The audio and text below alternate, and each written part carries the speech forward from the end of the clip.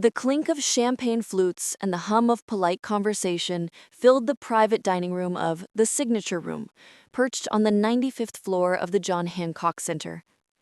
Chicago's skyline glittered through floor-to-ceiling windows, a dazzling mosaic of lights against the October night.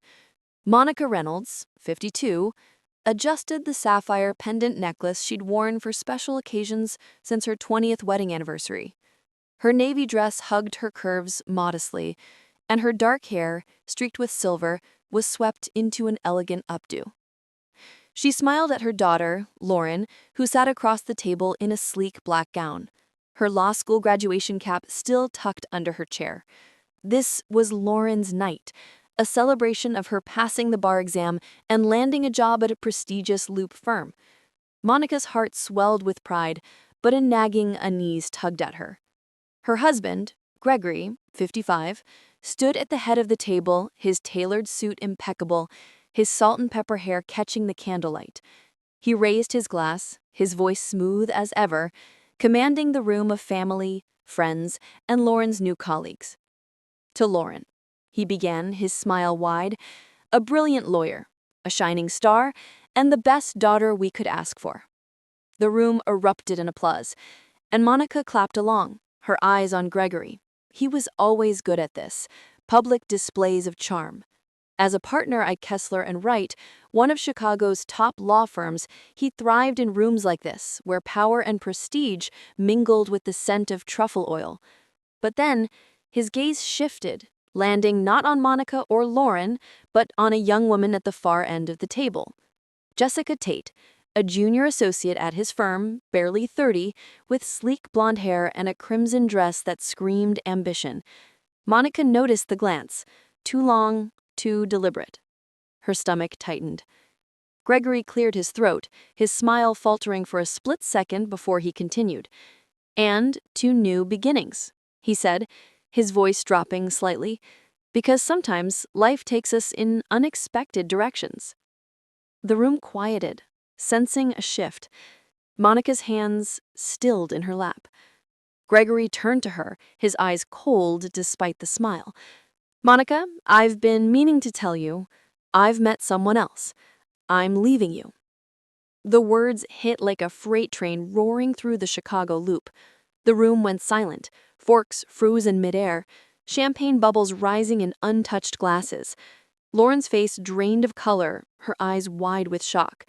Monica felt every pair of eyes on her, Lauren's best friend, her new boss, her own sister, Ellen, who'd flown in from Milwaukee.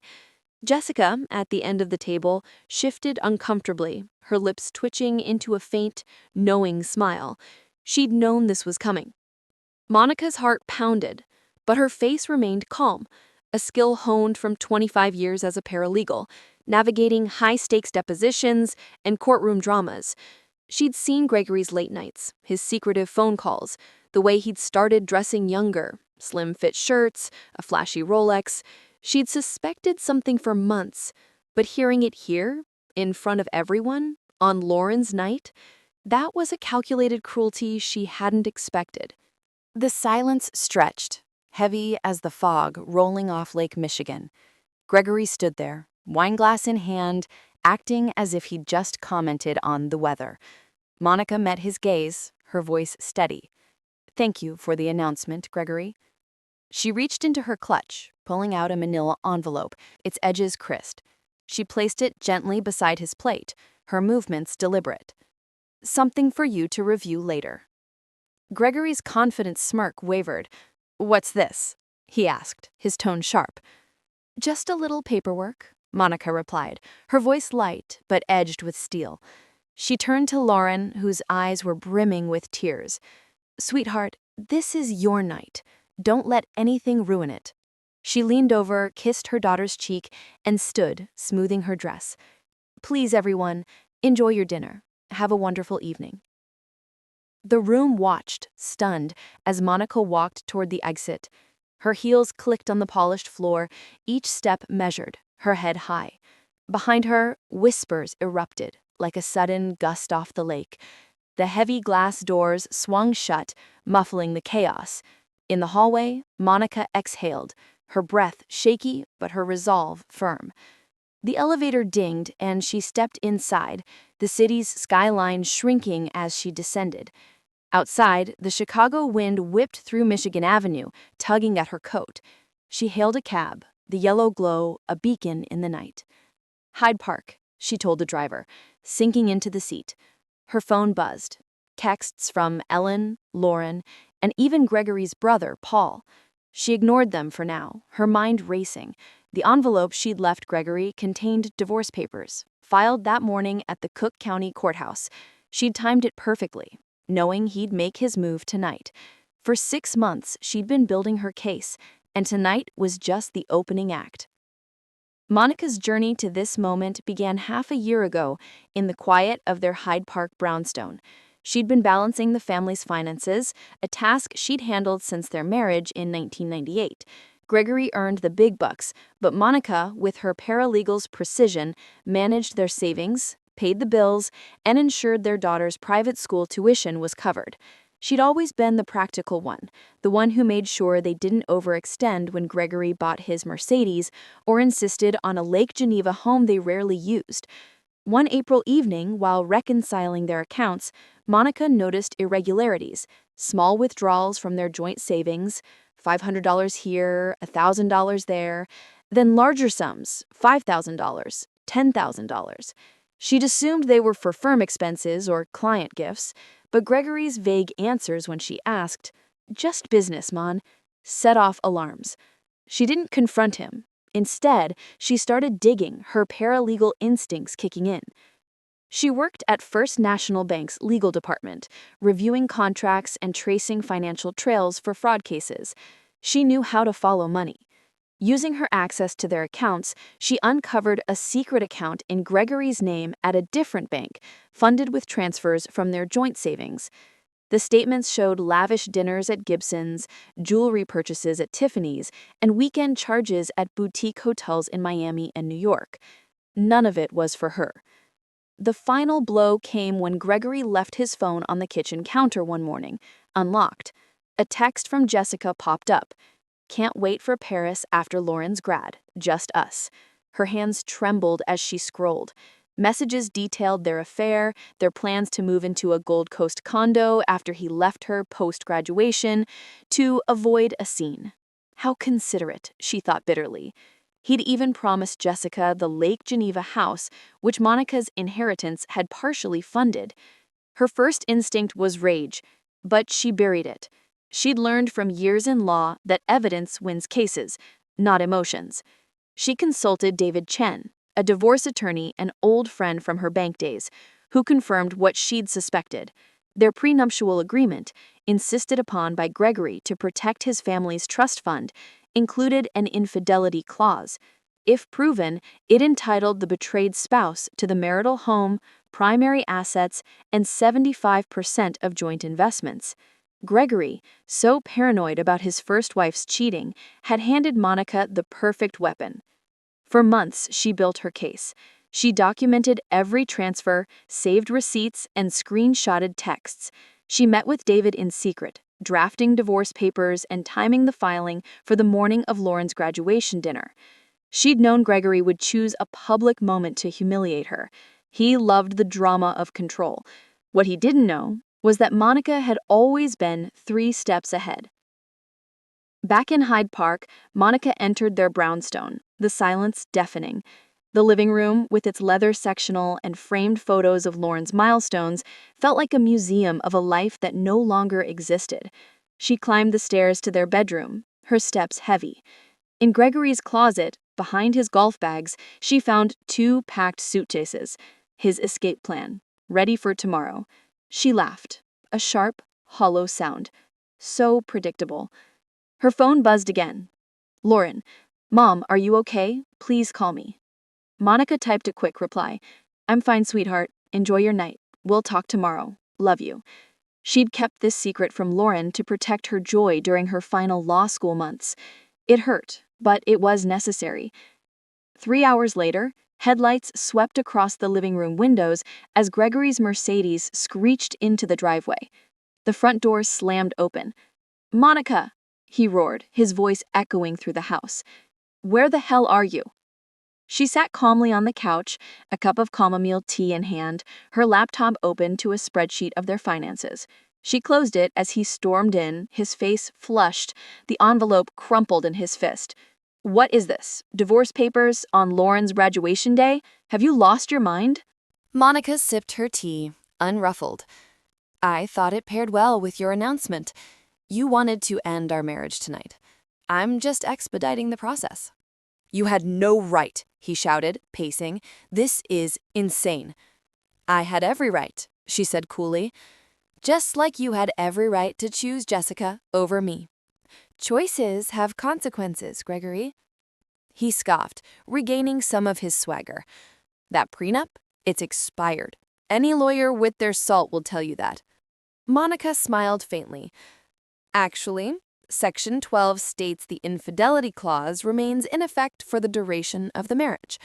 Your lawyer might have mentioned that if you'd bothered to consult one before tonight. Oh, right. You didn't." Gregory's face paled. He sank onto the armchair, the papers slipping from his hand. "You can't do this," he muttered. "We built this life together. And you chose to dismantle it, not me." His phone buzzed incessantly, probably Jessica, wondering why he wasn't at their new condo. He ignored it, his eyes pleading now.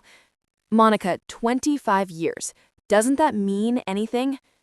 "It meant everything," she said, her voice softening with truth. "That's why your betrayal cuts so deep. You didn't just cheat. You planned a whole new life, stole our money, and humiliated me in front of our daughter's world." His face crumpled. But Monica wasn't swayed. She'd seen his crocodile tears in courtrooms, winning over juries. Not this time. "You recorded my conversations, didn't you?" he accused, his voice rising. "That's illegal." "Not in Illinois, in our home, when it's about financial fraud," she countered. She picked up her phone and played a clip. His voice, clear and damning. "Monica's clueless about the money. She trusts me completely.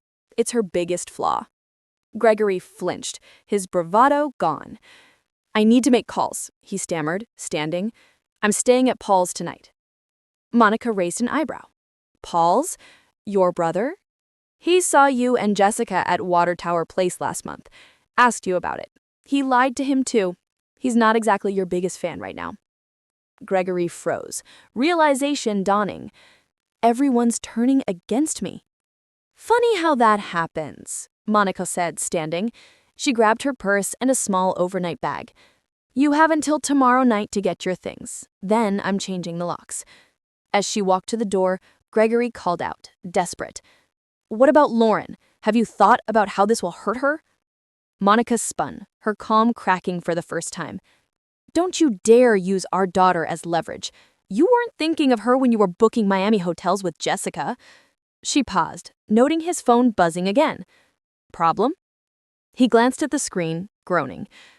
"Jessica's at the condo. She's moved in." Monica's smile widened. "The Gold Coast place? The one you both signed for? You might want to call the leasing office. They rejected your application due to credit issues. I took their call last week." She walked out, leaving Gregory staring at the floor, his perfect plan unraveling like a cheap sweater. The Chicago night air hit her face cool and sharp as she climbed into her car and drove to her sister Ellen's apartment in Lincoln Park. Ellen's cozy one-bedroom was a stark contrast to the Hyde Park brownstone, with its eclectic art and stacks of novels. Ellen, a 48-year-old nurse with a no-nonsense demeanor, hugged Monica tightly at the door. "I just talked to Lauren," she said, ushering her inside. "You okay?" "Better than I expected," Monica admitted, accepting a mug of coffee. "He thought he'd humiliate me. Instead, he's the one scrambling." Ellen shook her head, pouring herself a cup. "Announcing it at her graduation dinner? In front of her new boss? He's lost it." "It was meant to corner me, a public scene so I'd be too embarrassed to fight back." Ellen's eyes narrowed. "What was in that envelope that got him so rattled?" Monica explained. The divorce papers, the evidence of his secret account, the prenup's infidelity clause. He insisted on that clause because his first wife cheated. Now it's his noose. Ellen laughed, a sharp bark. Poetic justice. Dad would have loved this. He always said Gregory was too slick for his own good. Monica's phone rang. Lauren. She braced. Mom, Lauren's voice cracked. I'm coming to Aunt Ellen's. I'm already in a cab. I'm coming, Lauren insisted. Dad's telling everyone at the restaurant you've gone crazy, that you've been plotting this for months. Let him talk, Monica said. The truth will speak louder. 20 minutes later, Lauren arrived. Still in her gown, her makeup smudged from tears. She hugged Monica fiercely. Why didn't you tell me? She asked, voice breaking. I didn't want to ruin your moment, Monica said, stroking her hair. You worked so hard for this. Lauren pulled back, angry. Dad ruined it anyway. I can't believe he did this. They moved to Ellen's living room, where Monica laid out the whole story. The secret account, the affair, the prenup. Lauren listened, her shock turning to fury. I knew something was off, she said. He was always distracted, always on his phone. But this, stealing from us? People we love can blind us, Ellen said gently, echoing Monica's earlier thoughts. Monica's phone pinged, a text from David Chen. The emergency court filing was approved. Gregory's secret account was frozen, leaving him access only to his personal checking. Enough for basics, but not his lavish lifestyle. She showed the message to Lauren and Ellen. Good, Lauren said, her jaw set. He deserves it. He's still your father, Monica reminded her. You'll figure out your relationship with him in time. Lauren shook her head. Not now. Not after he hugged me this morning, acting proud while planning this. The doorbell rang and Ellen returned with a grim expression. It's Gregory and Jessica. Monica steeled herself as they entered. Jessica looked uneasy, her confidence shaken, while Gregory's anger radiated. Monica, stop this nonsense, he demanded. Unfreeze the accounts. We can talk like adults. Adults? Lauren stepped forward, her voice sharp. You announced your affair at my graduation dinner. You don't get to lecture about maturity. Gregory blinked, startled. Lauren, this isn't about you. It's about all of us, she snapped. You stole from our family while I worked nights to pay for law school because you said we were tight on cash. Jessica touched Gregory's arm. Greg, maybe we should go. He shook her off. No. Monica, unfreeze the accounts now. Monica remained seated, calm. They're frozen until the hearing in 3 days. The judge will decide. 3 days? Gregory sputtered. What am I supposed to do? You have your personal account, the one you've been funding for a year. It'll tide you over. Jessica's eyes widened. You have a separate account? How much? Monica suppressed a smile as Gregory ignored her. This is revenge, he accused. This isn't you. Maybe you never knew me, just like I never knew you. She turned to Jessica. Did you know he'd announce it tonight in public? Jessica flushed. I thought he talked to your mom privately. I didn't expect this. Enough, Ellen said, standing. You've caused enough damage. Leave. Gregory tried one last plea. Lauren, relationships change. People grow apart. Lauren's eyes blazed. What I understand is you're a liar who stole from us. Get out. The silence was deafening. Gregory and Jessica left, her heels clicking nervously. Lauren sank beside Monica, tears falling. I've never spoken to him like that. Monica hugged her. Standing up for what's right hurts, but it's necessary. Ellen raised her coffee mug. To new beginnings. Monica nodded, feeling the weight of those words. This wasn't just an ending, it was her chance to start over. The court hearing took place 3 days later in a Cook County courtroom, its wood-paneled walls echoing with the weight of countless disputes. Monica sat beside David, her evidence meticulously organized. Gregory arrived with a young lawyer, clearly out of his depth in family law. The judge, a no-nonsense woman in her 60s, reviewed the prenup with sharp efficiency. This agreement is valid, she declared, peering at Gregory's lawyer. The adultery clause is clear, as is the evidence of financial misconduct. Joint accounts remain frozen pending full discovery. The marital home stays with Mrs. Reynolds. Gregory's face reddened, but he said nothing. The judge set a final hearing for 30 days later. As Monica left, Gregory caught her in the hallway. Please, Monica, 25 years. We can work this out. It meant everything to me, she said, until you threw it away. She walked away, the click of her heels echoing in the marble corridor. Word spread fast in Chicago's legal circles. Friends called, some supportive, others fishing for gossip. Monica kept her responses vague.